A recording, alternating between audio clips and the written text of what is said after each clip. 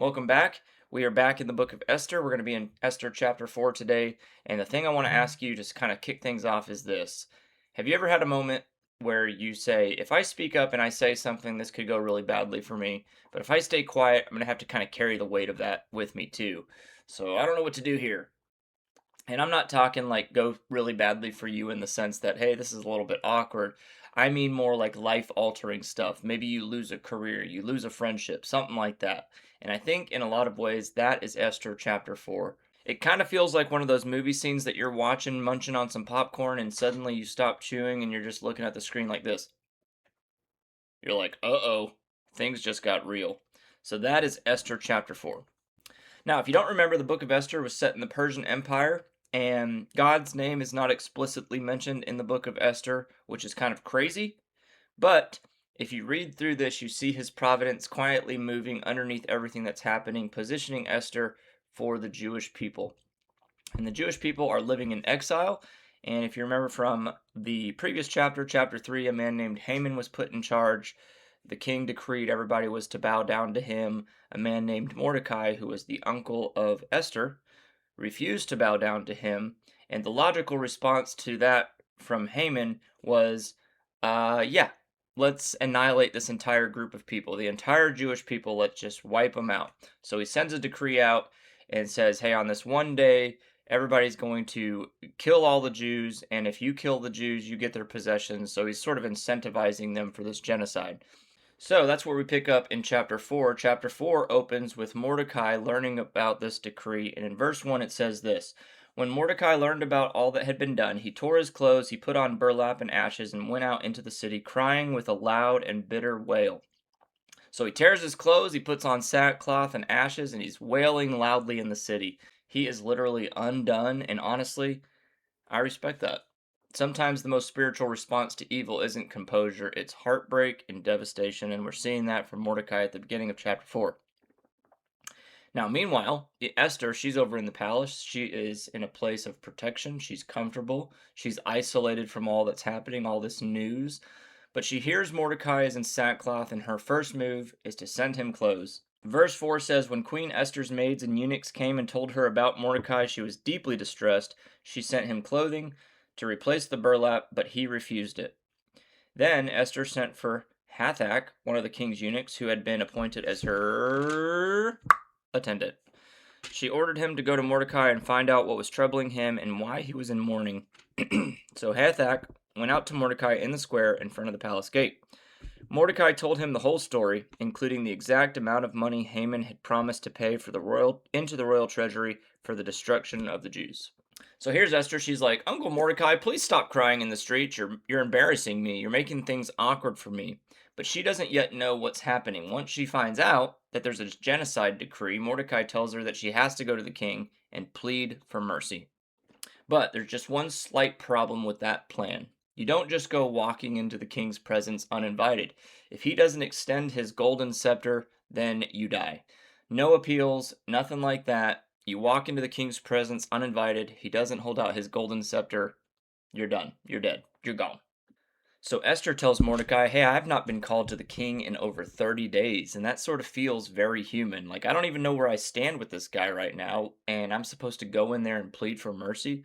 Now, obviously, I've never myself navigated these royal Persian politics, but I have been in situations where I have overanalyzed silence from someone.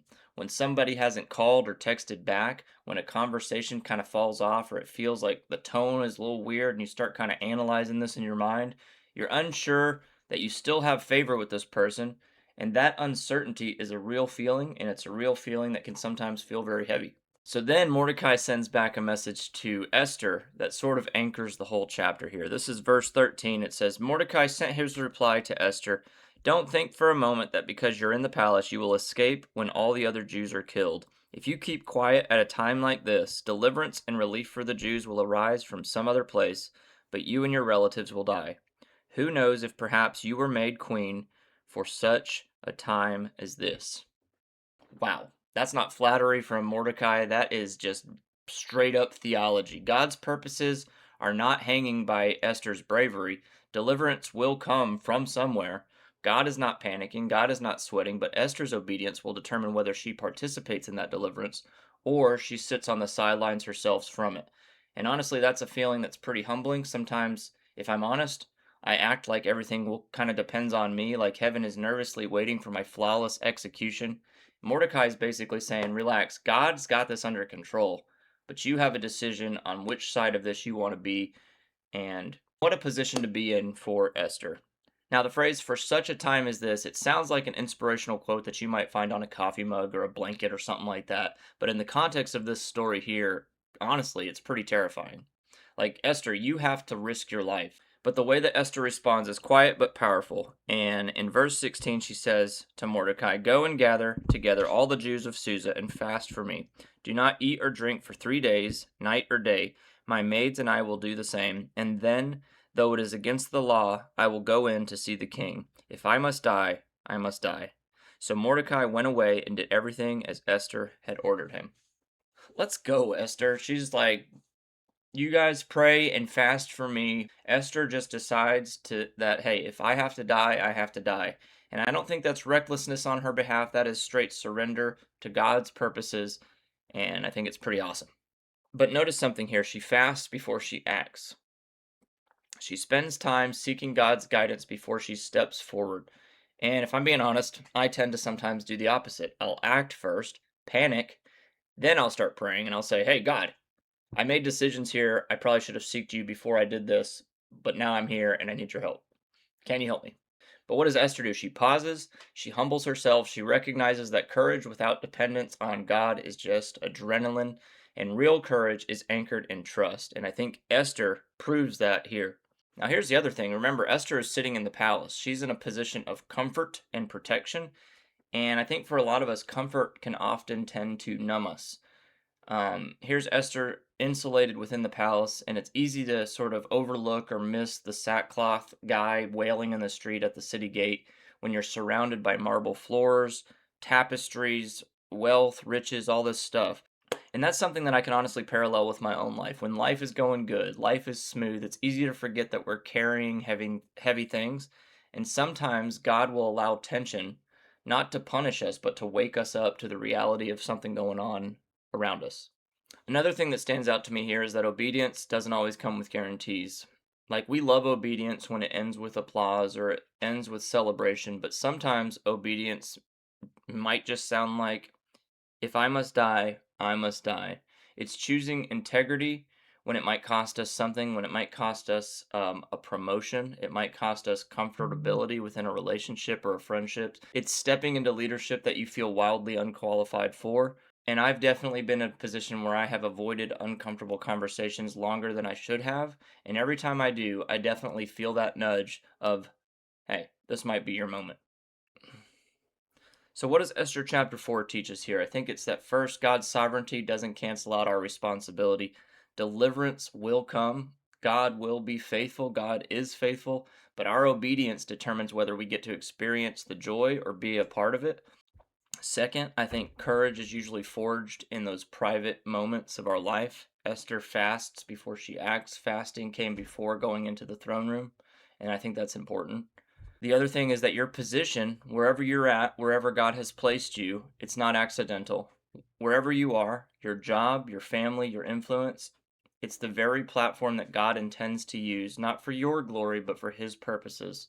So we need to be open to step into that obedience when God asks us to. So by the end here of chapter 4, Esther still hasn't approached the king yet. The story sort of pauses within that tension, but you can tell something has shifted. Esther has moved from hesitation to surrender, from uncertainty to resolve, and I think that's often the biggest battle for us. It's that internal one of making that decision to say, I'm going to do what's right, even if it might cost me something. So maybe the question for us isn't, will this work out perfectly for us? Maybe it's, am I willing to trust God when the outcome is unclear? Am I willing to step forward when comfort whispers, hey, stay where you are, stay safe, stay comfortable? Am I willing to believe that even when God seems silent, He's not absent? But overall, I think Esther 4 reminds me that God's name might not always be obvious in the moment, but His providence throughout this story is steady underneath it all. God is not pacing nervously in heaven. He's not surprised by things that are happening. He sometimes places ordinary people in uncomfortable positions for extraordinary purposes. So, next time you're in that season of doubt, you're in that season of uncertainty, just remember that it is not by accident.